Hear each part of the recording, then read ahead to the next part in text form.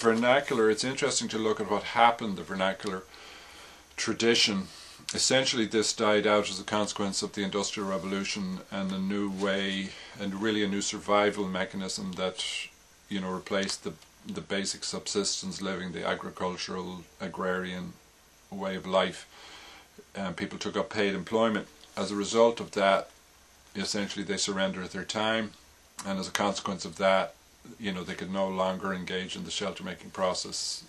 You know, self-interested third parties became involved. Houses necessarily became more expensive, and this involved people in debt.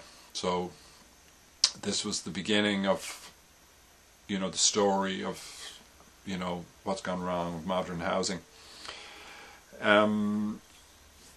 So where this, you know, mechanism of survival, basically the market economy, the use of fossil fuels, where this became the basis of the survival system, where that in itself now is causing climate change, environmental breakdown, this really creates the modern dilemma. The survival mechanism that's evolved the last couple of 100 years is actually threatening our survival, and of course this is what the Rio Declaration addresses, and that is the basis of the sustainable agenda, sustainable development, that people are entitled to a healthy and productive life in harmony with nature, and that we must reduce and eliminate unsustainable patterns of production and consumption. Now, of course, the Rio Declaration says far more than that, but those are the core statements, and those are particularly relevant in terms of, you know, making a move towards sustainable living, and particularly creating a home where you can live sustainably. And it's important to understand what this significance of this living in harmony with nature is.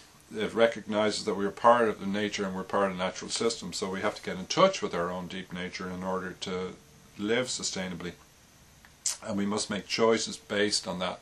So this is what might be called true sustainability, and it's important to distinguish that from what we call false sustainability. So false sustainability will be what governments and big business, you know, are promoting as being sustainable.